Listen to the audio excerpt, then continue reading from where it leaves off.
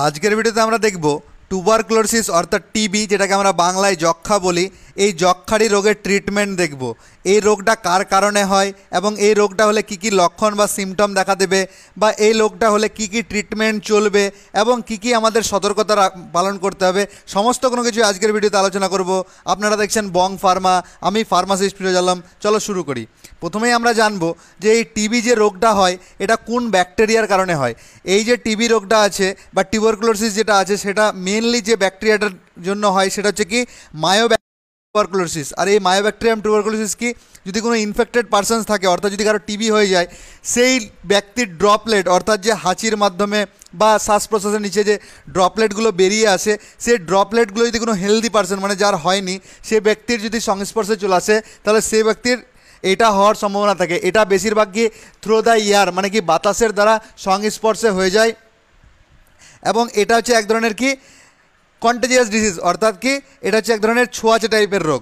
ঠিক আছে, মানে ছুলে হবে না, তবে তার যদি কন্ট্যাক্টে আসা হয়, ঠিক আছে, মানে নর্মাল পার্সন যদি সে এই ইনফেক্টেড পার্সনের সংস্পর্শে আসে, তাহলে হয়ে যাওয়ার চান্স থাকে।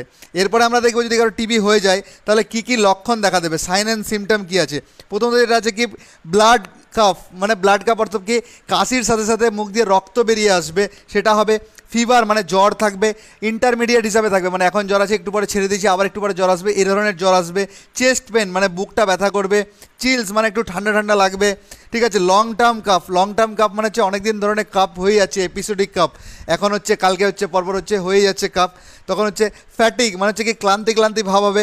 নাইট সোয়েটিং মানে রাত্রেবেলা ঘেমে যাবে, এবং কি ওয়েট লস মানে নর্মালের তুলনায় যে বডি ওয়েট ছিল সে ওয়েটটা কমে কমে কমে কমে একদম পাতলা হয়ে আসবে। এইগুলো হলো কি টিবির লক্ষণ। এরপরে আমরা দেখব কি যে যদি কারো টিবি হয়ে যায় তাহলে তার ডায়াগনোসিস কীভাবে করবো, অর্থাৎ কি ব্লাড টেস্ট বা কফ টেস্ট বা কী কী টেস্ট আমাদের করাতে হবে। ঠিক আছে, ডায়াগনোসিস অফ টুবারকুলোসিস প্রথমত এটা করতে হবে কি স্পুটাম টেস্ট। স্পুটাম টেস্ট মানে হচ্ছে কি যে পেশেন্ট আছে তার কফ পরীক্ষা করতে হবে, বা যার মধ্যে এই সিমটমগুলো লক্ষণগুলো দেখা দিচ্ছে তার কি কফ পরীক্ষা আমাদের করতে হবে।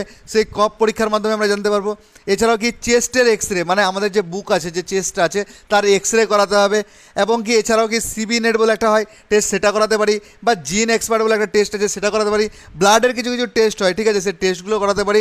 এছাড়াও কি টিবি স্ক্রিনিং একটা টেস্ট হয়, সেই টেস্টগুলোর মাধ্যমে করানো যায়। কিন্তু মেনলি কি চেস্টের এক্স রে আর যে স্পুটাম টেস্ট মানে যে কফটা আছে আমাদের যেটা ভালগামটা, সেটা টেস্ট করলেই বোঝা যায়। ঠিক আছে,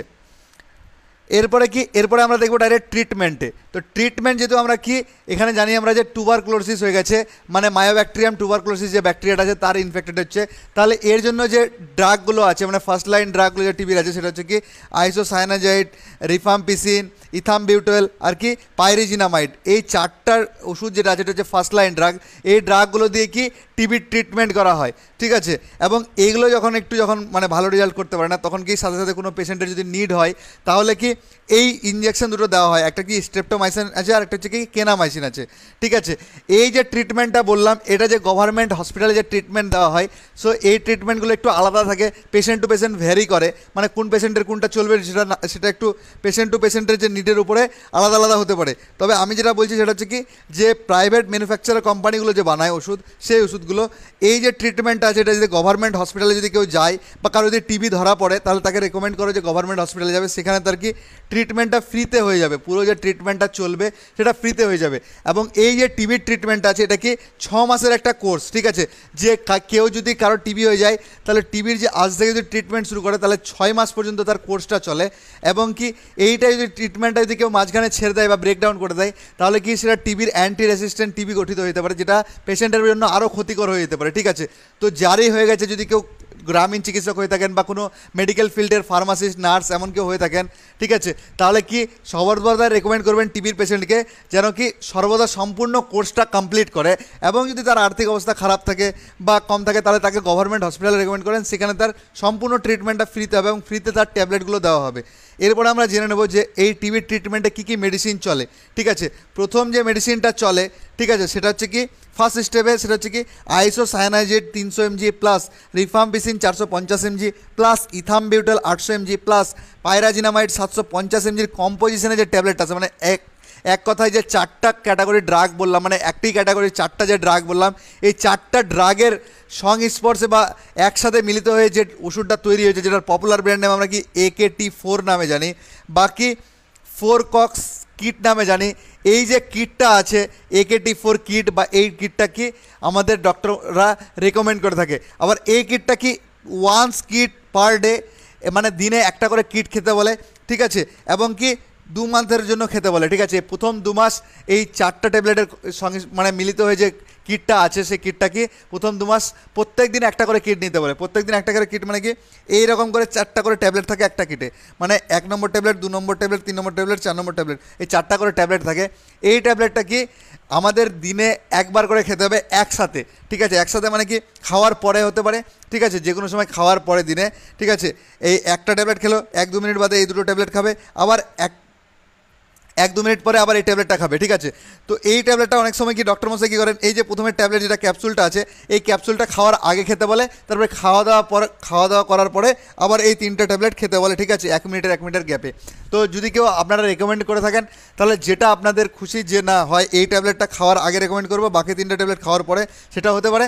অথবা কি আপনারা এই 4টা ট্যাবলেটই খাওয়ার পরে রেকমেন্ড করতে পারেন, কিন্তু অবশ্যই পেশেন্টকে বলে দেবেন যে 4টা ট্যাবলেট খাওয়ার গ্যাপ কিন্তু মিনিমাম 1 থেকে 1.5 মিনিট বা 2 মিনিট করে গ্যাপ দিয়ে খাবে, এবং কি একসাথেই খাবে, ঠিক আছে, এবং প্রত্যেক দিন করে এই একটা করে কিট খাবে।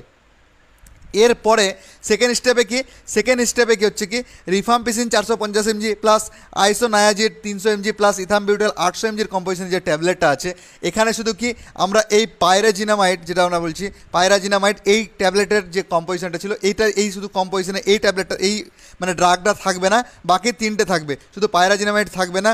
এই যে কিটটা আছে যেটা AKT3 নামে জানি আমরা, ঠিক আছে, এই ট্যাবলেটটাও কি একটা করে কিট পার ডেতে খাবে, মানে প্রত্যেক দিন একটা করে ট্যাবলেট খাবে, ঠিক আছে, এবং কি 4 মাসের জন্য খাবে। প্রথম 2 মাস কি বললাম AKT4 খাবে, তারপর একটা AKT3 খাবে 4 মাস, ঠিক আছে।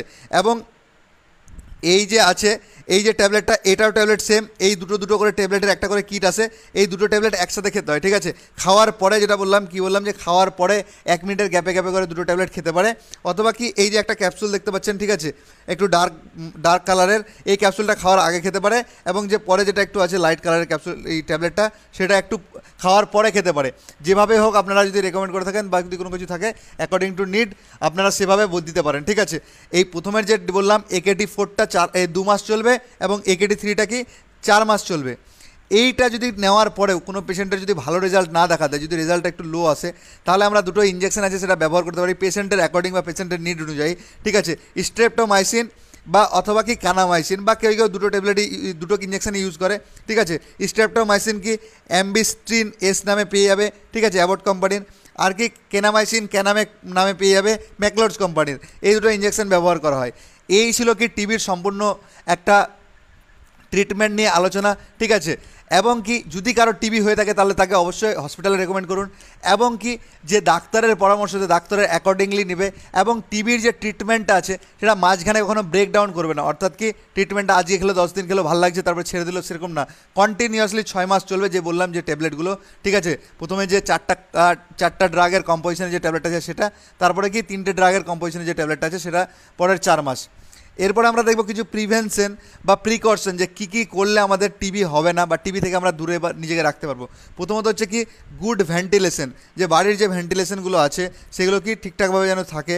এরপর হচ্ছে রেসপিরেটরি হাইজিন, মানে কি যে কোথাও স্নিজিং করছি না, স্নিজিং মানে হাঁচি বা কাশছি তো মুখে ঢাকা দিয়ে করছি, বা কোথাও মাস্ক ইউজ করছি, এই জিনিসগুলো কি covering the mouth and nose when coughing and sneezing reduce the spread of TB bacteria কি ছড়াতে কমানো যাবে। এরপরে কি চাইল্ডহুড ভ্যাকসিন, একটা ভ্যাকসিন দেওয়া হয় BCG ভ্যাকসিন, সেটা যদি আমাদের এখন কি গভর্নমেন্ট থেকে ফ্রিতে পোলিও সেন্টারগুলোতে দেওয়া হয়, এই ভ্যাকসিনটাকে যদি না নেওয়া থাকে তাহলে ওই চাইল্ডদেরকে আমরা রেকমেন্ড করবো যে না নিয়ে নিতে একদম বাচ্চাদেরকে, ঠিক আছে।